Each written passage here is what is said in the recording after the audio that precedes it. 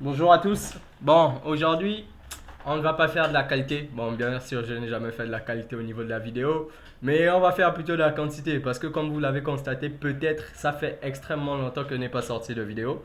On va essayer de se construire une routine sur ça. C'est un peu plus compliqué, mais allez, la procrastination, c'est mon combat. Let's go alors. Donc, nous allons parler de l'attaque RP spoofing. Comment ça se fait? Mais avant de commencer l'explication sur cette attaque-là, on va d'abord mettre des limites très très claires parce que c'est important de limiter les choses, gars. Toute utilisation à des fins malveillantes est strictement interdite. Pourquoi? Parce que forcément un jour vous allez vous faire rattraper, gars. En cybersécurité, il y a toujours un gars plus fort que vous. Parfois il a même 12 ans. Peut-être même tu as 12 et tu regardes la vidéo. Bon bref. Du coup, ne pars pas de nos mauvais chemins. Tu sais, pour gagner des sous, tu peux gagner des sous honnêtement. C'est ok aussi. Donc cette vidéo est faite à de fins éducatives et non pour apprendre des gens à faire des choses malveillantes. Sur ce, let's go to the explanation in French. Donc, c'est quoi une attaque RP spoofing? Bon, une attaque RP spoofing, la première des choses, c'est de définir où ça s'effectue. Ça s'effectue en réseau local. C'est quoi? C'est tout simplement une usurpation d'identité. Là, vous visualisez en temps réel comment, à peu près, lorsqu'un appareil part sur Internet, il communique avec le routeur ou encore le Wi-Fi, communément appelé. Mais bon, on connaît tout ça. Allez. Donc, la requête sort ou la requête ou encore les paquets sortent de mon appareil, partent directement vers le routeur. Le routeur dit OK, il renvoie une réponse, il redonne l'information. Donc, quand tu pars sur YouTube et compagnie là, c'est ce fonctionnement là en réseau local qui s'effectue d'abord.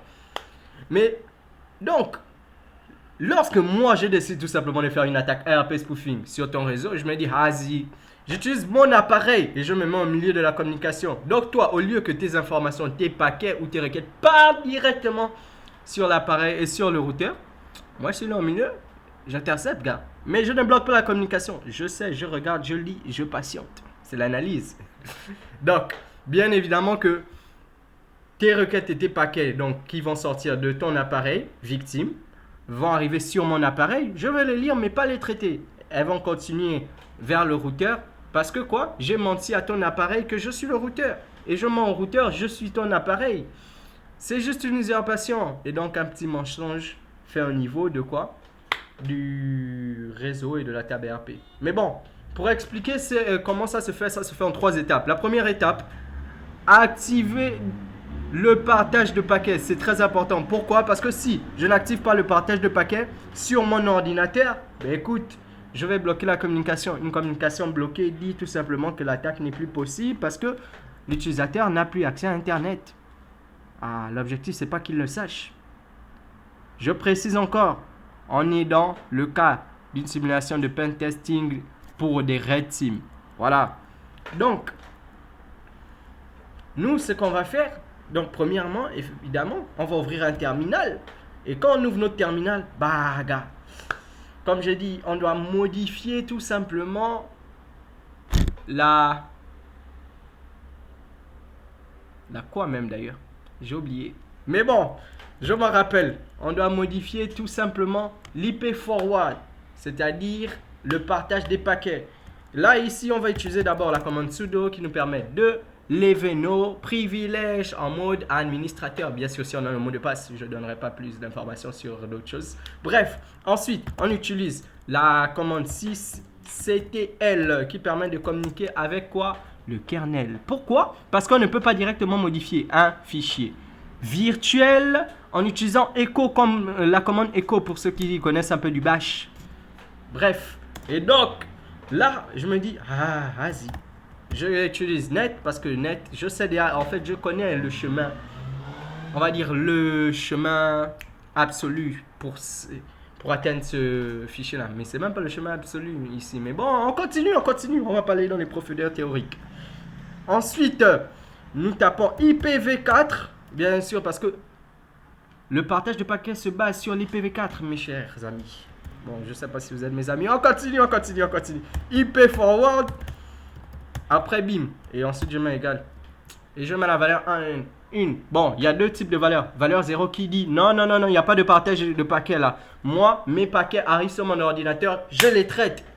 Si mon partage de paquets n'arrive pas sur mon ordinateur, et si ils arrivent sur mon ordinateur avec la valeur 1, je ne les traite pas, je les partage. Et nous, c'est ce qu'on fait, on partage. Et là, je mets quoi? Mon code vite fait, mon code d'administrateur que vous ne verrez pas normalement. Si vous verrez, c'est une grosse suite pour moi et j'aurai chaud quoi. Bon, là, la modification est faite. La modification est faite. Ensuite, la deuxième étape, c'est la modification d'étape ARP. Ça, c'est très important. ARP, c'est déjà un protocole qui s'effectue en local. Ce protocole-là permet tout simplement la transcription des adresses IPv4 en adresse MAC et des adresses MAC en IPv4. Bah, regardez juste un peu le schéma, tu vois. Il y a un petit tableau, il est fait et voilà.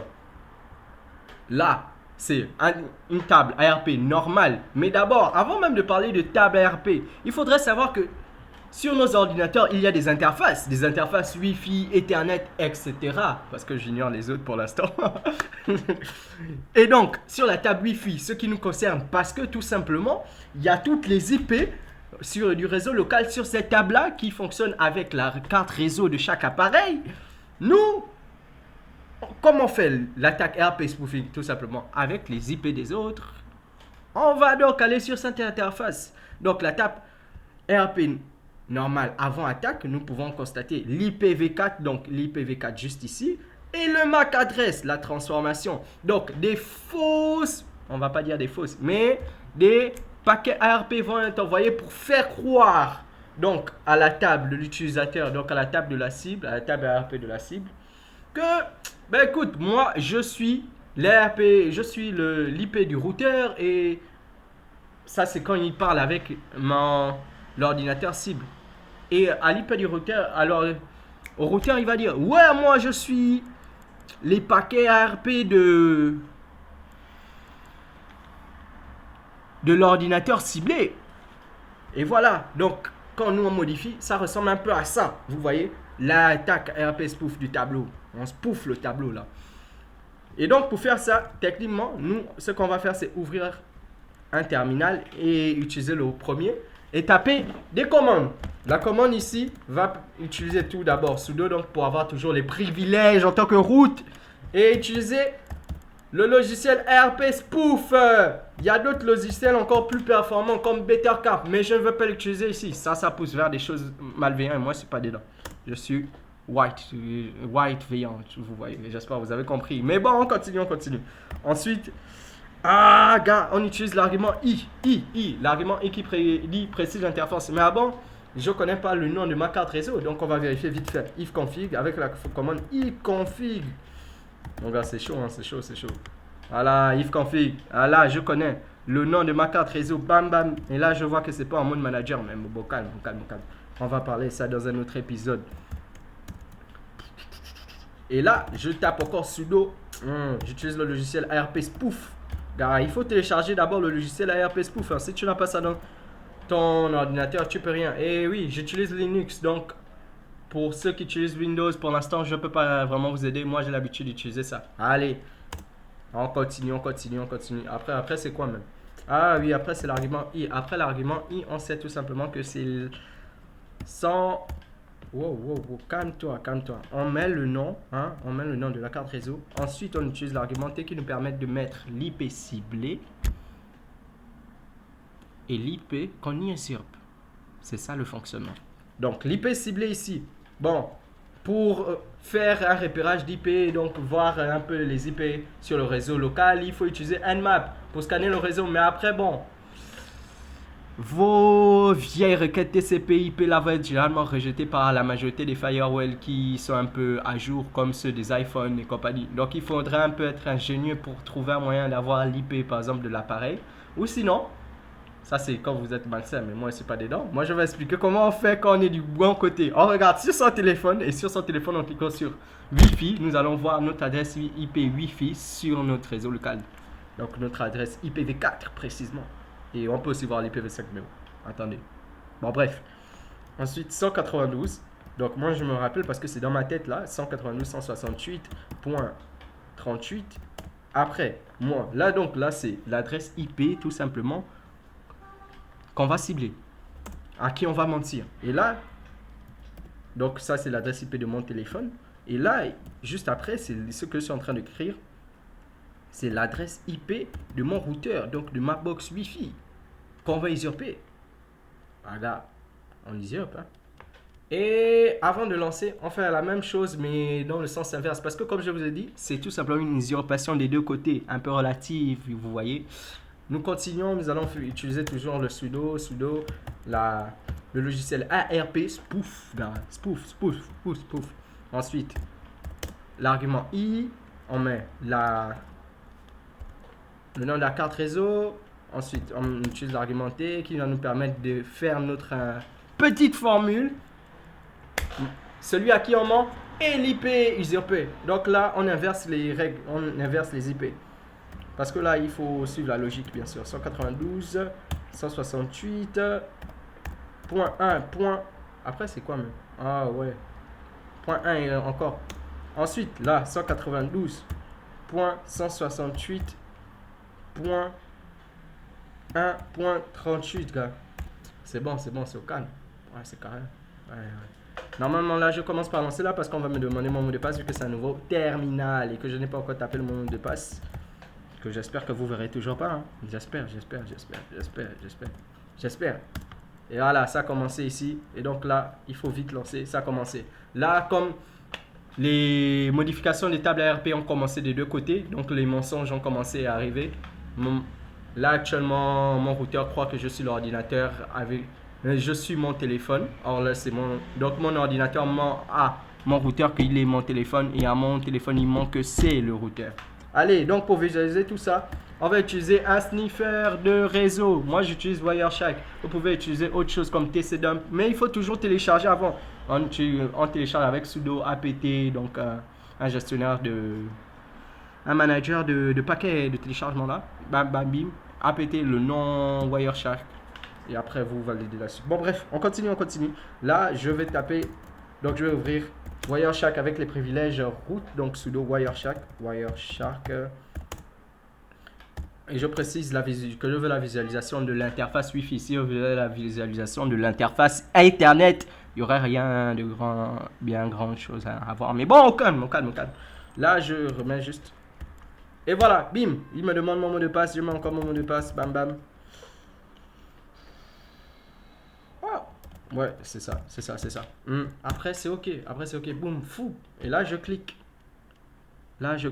On va un peu voir comment Wireshark fonctionne. Là, vous voyez en temps réel ce qui se passe. Bon, maintenant, je vais prendre mon téléphone, par exemple. Là, je sais même pas où il est. Je vais le trouver juste un instant. Vous n'allez pas voir comment je vais prendre mon téléphone, mais bon. C'est juste pour vous montrer que si j'isole l'IP précis, je peux voir les paquets qui sortent et qui communiquent avec mon téléphone, qui sortent et qui rentrent de mon téléphone. Donc là, je vais isoler mon IP, l'IP de mon téléphone. Donc l'IP de mon téléphone, là, c'est IP. On utilise IP ADDR. Égal. Un peu comme Python, là. On met égal. Ensuite, 168. Non, c'était 192, gars. 192 plus 100, c'est pas 100 plus, c'est 168.1.38. Et voilà, on isole. Là, bon, déjà, malheureusement pour ceux qui étaient du mauvais côté, avec RP Spoof, vous n'allez pas pouvoir avoir des requêtes HTTP en clair, même s'il y a des cookies ou des vieux sites qui ne sont pas en HTTPS, vous n'allez rien voir. Et pour les requêtes HTTPS, les informations seront cryptées, donc à moins s'il y a un certificat CA sur l'appareil qui vous autorise tout simplement à voir en clair ces informations, donc à les décrypter, vous n'allez rien voir aussi. Vous pourrez voir peut-être le DNS, donc le DNS, le protocole applicatif, qui permet de dire quel site est visité. Là, ici, vous allez tout simplement voir des métadonnées comme le DNS ou le SIM. Et ouais, j'ai dit des trucs un peu techniques, mais même moi, je ne maîtrise pas tout. Bien évidemment, j'apprends toujours. De base, le réseau, c'est pas mon point fort.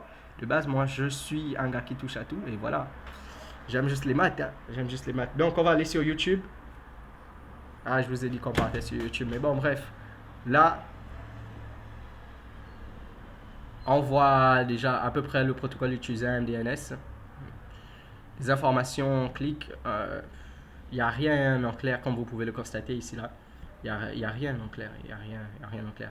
Et je vais m'arrêter là pour cette explication parce que l'objectif c'était comment faire une attaque ARP spoofing. Bon, bien sûr, je vais aussi peut-être faire une vidéo pour vérifier qu'on ne subit pas une attaque ARP spoofing sur notre réseau local peut-être. Mais si vous êtes chaud, vous me dites juste par commentaire, s'il y a même déjà un commentaire. En tout cas, allez à plus, à un jour meilleur. Au revoir.